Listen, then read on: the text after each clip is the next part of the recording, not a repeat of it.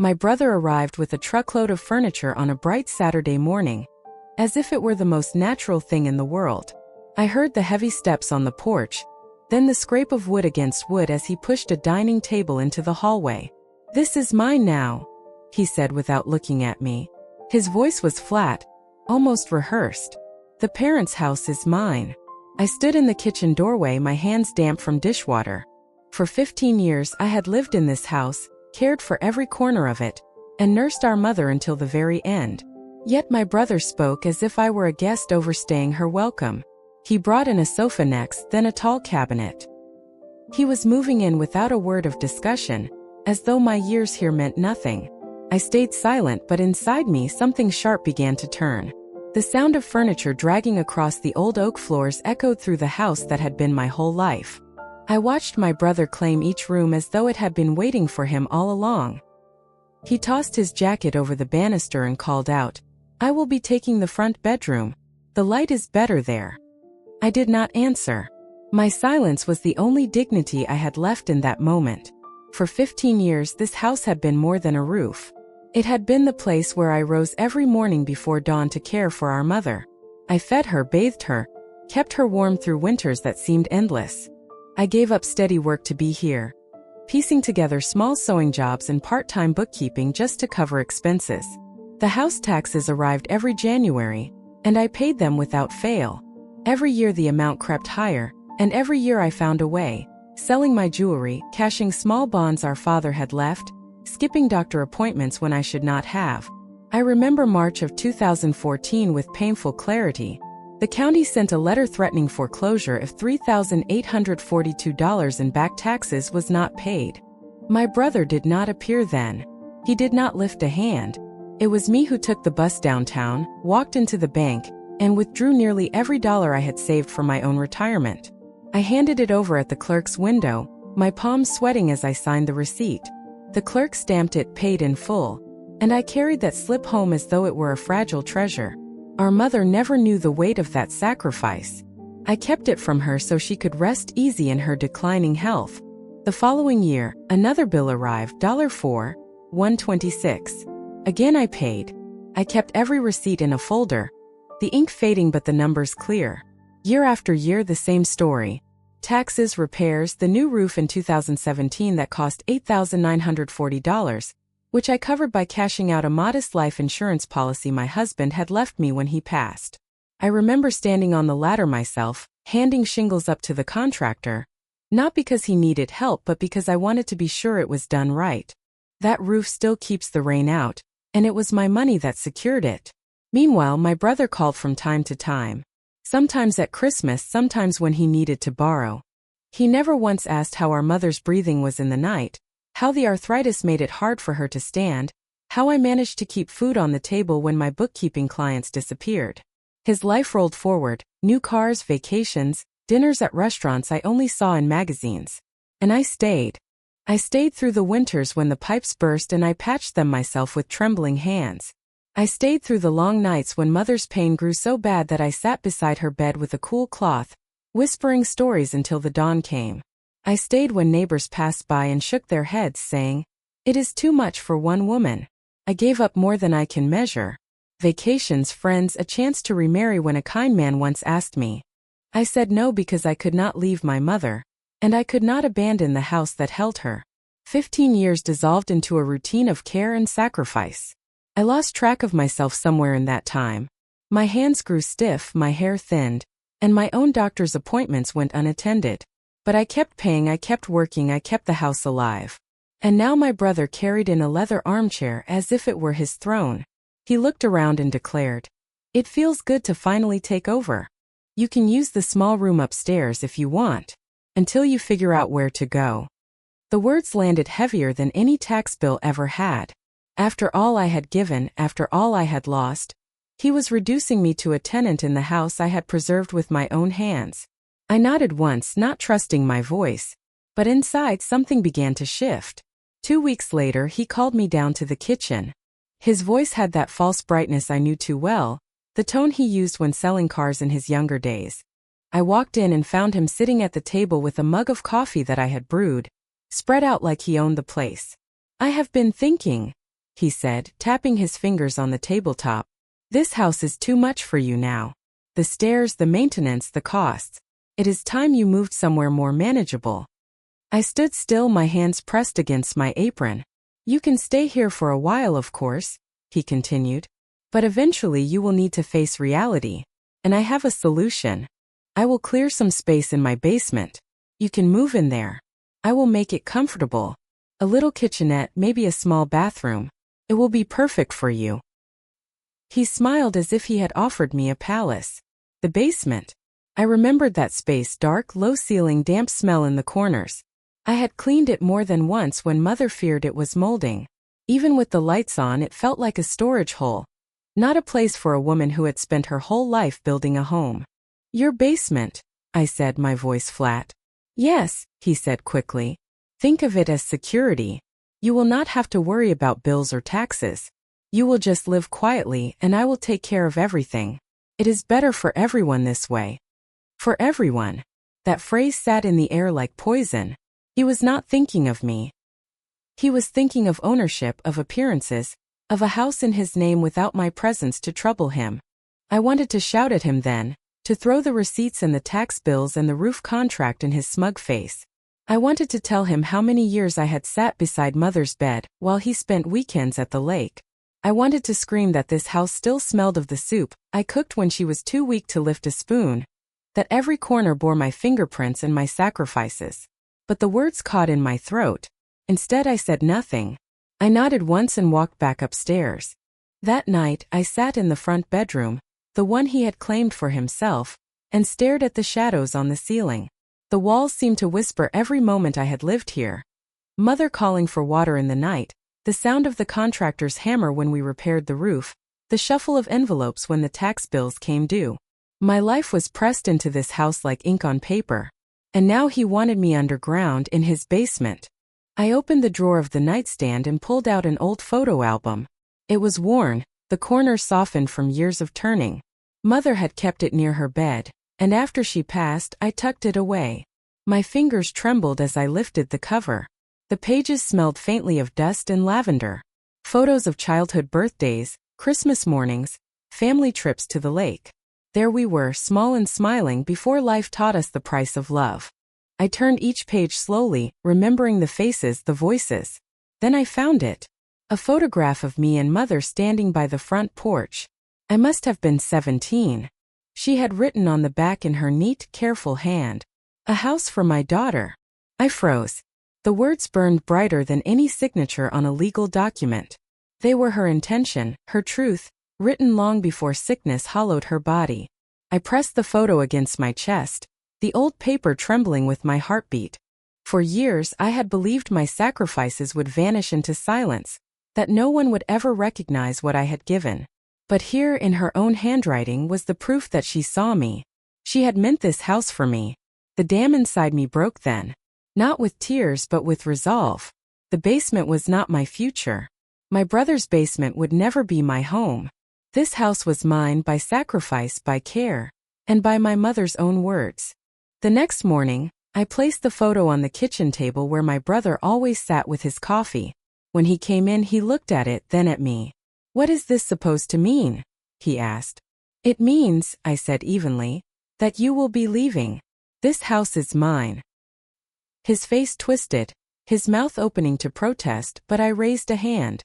"My money is off the table. My labor is off the table. And now my house is off the table." The silence that followed was heavier than any argument. He slammed his mug down, coffee sloshing onto the wood. "You cannot do this," he snapped. "I will take you to court." I looked at him steadily, the photo between us like a witness. "Do as you must," I said. "But this house is not yours."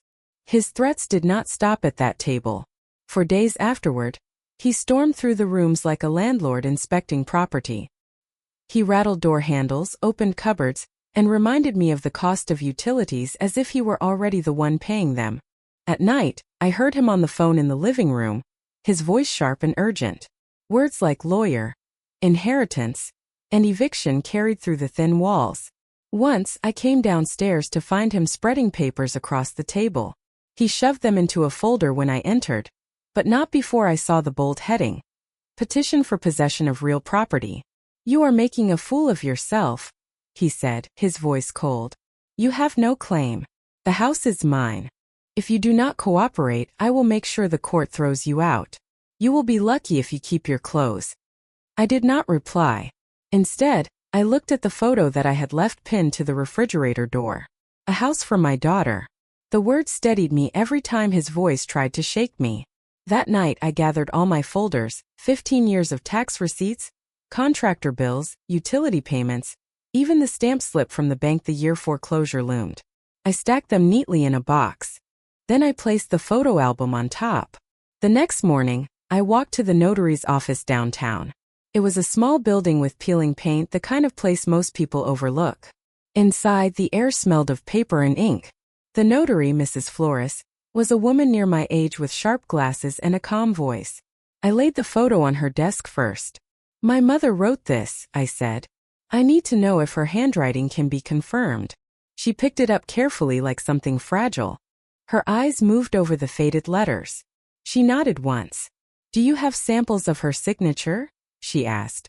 I opened the folder and placed utility contracts, bank papers, and her old driver's license in front of her. Each one bore the same careful handwriting, the same steady loops and slanted strokes. Mrs. Flores studied them closely, comparing line by line. Finally, she looked up. This is her handwriting. Without question. If necessary, I can testify to that in court. The breath left my chest in a rush I had not realized I was holding. 15 years of sacrifice had felt invisible, but now the truth had weight. It was not only my word, it was my mother's hand, confirmed and undeniable. I spread out the receipts next. These are the taxes. Every year since 2008. All paid by me. She scanned the stack, her brows rising slightly at the size of it. You have been the sole payer? Yes, I said simply. Every cent: roof repairs, plumbing, electric bills. I can show withdrawals from my bank account to match. She gathered the documents into neat piles. You have built a strong case. Your brother will not find this easy to dispute. I nodded, the resolve in me hardening into something unshakable. When I returned home, my brother was waiting in the driveway. He leaned against his car, arms crossed, his face red with anger. Where have you been? He demanded. Downtown, I said. Seeing a lawyer? His eyes narrowed. You think you can win against me? I walked past him without answering. But in my chest, the words repeated like steady drumbeats. Yes. Yes, I can. That evening, he barged into the kitchen, slamming the refrigerator door so hard the photo fluttered to the floor. He picked it up and waved it at me. This scrap of paper will not save you, he hissed. You think a line of handwriting means anything? You are delusional. The court will laugh at you. I met his eyes. My voice was calm, almost cold. The notary has already confirmed it. And I have 15 years of receipts to prove who kept this house alive. You can try the court if you wish. But you will not win. His mouth opened, then closed again. For once he had no quick retort. He threw the photo down on the counter and stormed out, slamming the front door so hard the glass rattled. I picked up the photo and smoothed it gently, as if smoothing away his rage. My mother's words looked back at me, steady as ever. A house for my daughter. That night, I slept for the first time in weeks without waking to the sound of his threats echoing through the house. The next step would be exposure, not just to him but to the whole family. If he wanted to drag this into the open, then the open was exactly where we would go. Word spreads quickly in families, even when no one intends it. Within a week, cousins and uncles were calling, asking if it was true that my brother had taken over the parents' house. Some asked with curiosity, some with concern, and a few with thinly veiled satisfaction. I kept my answers short. There will be a family meeting. You may come if you wish. My brother seized on the idea immediately. Good, he said, puffing up his chest. Let them see the truth. They will know this house is mine. He believed it would be his stage. I set the date for a Sunday afternoon. I cleaned the dining room carefully, laying out chairs in a wide circle so no one could miss a word. On the table, I placed the photo, the folder of receipts, and the notarized statement. Each item sat in plain view, waiting. By 3 o'clock, the house was full. My cousins murmured in low voices. My aunt adjusted her coat as if she had walked into a courtroom, and even the pastor from Mother's church slipped quietly into a chair. They all remembered this house, remembered Mother, remembered the years I spent at her side. But memory is fragile. Proof endures. My brother stood near the fireplace, arms folded, smiling like a victor. He cleared his throat. "Thank you all for coming," he began. "As you know, after Mother's passing, the house has come into my care. I have moved in, and soon we will settle things properly through the courts. But I wanted everyone to hear it from me first." A few heads nodded. Others looked uneasy. He was speaking like a man announcing a promotion, not a son dividing an inheritance. When he finished, I rose slowly. My hands did not tremble. "I have something to show you," I said, my voice steady. I picked up the photograph and held it so the handwriting was visible to everyone. This is my mother's inscription, written more than 40 years ago. On the back of this photograph she wrote, "A house for my daughter." The room stirred. Chairs creaked. My cousin Ellen leaned forward to see better. My brother laughed, sharp and dismissive. "A sentimental note. It means nothing legally. You cannot claim property with a scribble on paper." I placed the notarized statement beside it. "Mrs. Flores, a licensed notary, has confirmed that this is indeed my mother's handwriting. If necessary, she is prepared to testify." Murmurs rippled through the room. My aunt reached out and touched the page with reverence, as though hearing Mother's voice again through those words. But I was not finished. I opened the folder and spread the receipts across the table. Tax bills with county seals, each one stamped paid. Contractor invoices, roof repair receipts, utility statements with cleared checks attached. 15 years of evidence. "These," I said, "are the payments that kept this house from foreclosure, that kept a roof on it, that kept water running in the pipes. Every cent was paid by me. Not my brother. Not anyone else. Me. The county records will confirm it." I looked around the circle. Their eyes were on the papers, on me, on the brother who now shifted uneasily by the fireplace. My voice did not rise, but it carried. I did not live here as a guest. I lived here as a daughter caring for her mother and preserving her home. This house is not abandoned property. It is not my brother's prize. It is the house my mother entrusted to me, and I will defend that truth in court if I must. The silence stretched. Then Aunt Ruth spoke, her voice firm. "We all know who lived here. We all know who cared for Mary. It was you, not him." Others nodded. My cousin added, "I remember when the county threatened foreclosure. You paid it. I was there when you showed the receipt to Mother so she could sleep easy. Do not let anyone erase that."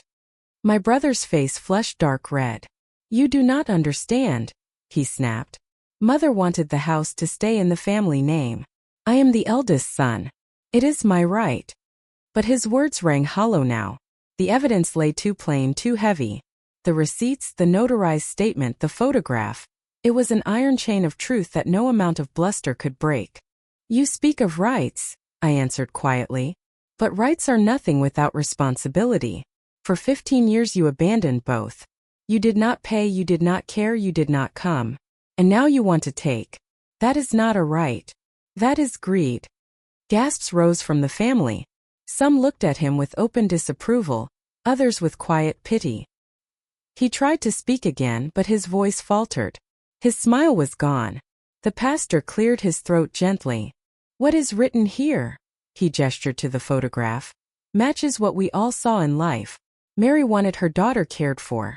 And her daughter has cared for this house faithfully. That is all I need to hear." By the end of the meeting, no one stood with him. The cousins avoided his eyes, the aunts shook their heads. He left without a word, his footsteps heavy on the porch boards. When the door closed, the house fell into a deep, calm quiet. For the first time in weeks, it felt like mine again, not by possession but by recognition. The truth had been spoken aloud, in front of those who mattered, and it could not be taken back. That evening, I sat at the kitchen window as the sun dropped behind the trees. In the backyard, the earth waited bare and ready. The flower beds had been neglected during the long months of conflict, weeds crowding the soil. But they would bloom again. Tomorrow I would buy seeds, lilies, marigolds, perhaps a young apple tree. I would plant them with steady hands, watching life return where bitterness had tried to root. This house, my mother's house, my house, would hold a new garden, and in its blossoms I would find peace. The following week, I walked to the nursery and bought seed packets with the same care some people reserve for fine jewelry. Marigolds for strength, lavender for calm, lilies for remembrance. I added a young apple tree, thin and fragile, but with the promise of years ahead. Back in the backyard, I pulled on my old gloves and knelt in the soil. The earth was cool and damp beneath my hands, forgiving and alive. I cleared weeds, turned the ground, and pressed each seed gently into place. The apple tree went by the back fence where the sun would touch it first each morning. Neighbors passed by and waved. A few slowed to ask how I was. I told them simply, I am planting a new garden. By late afternoon, the beds were lined neatly, the soil watered, the tree standing straight. My back ached, my knees protested, but I felt lighter than I had in years. The house behind me no longer loomed like a burden.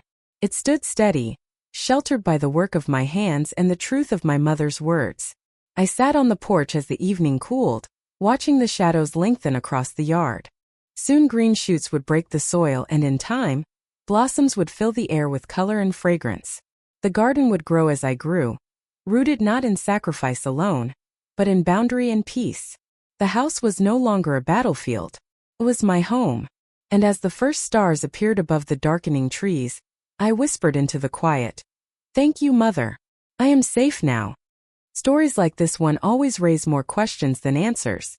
What would you have done in this situation? Write your thoughts in the comments. I would love to hear different perspectives. If this video spoke to you, give it a like and do not forget to subscribe so you do not miss what comes next.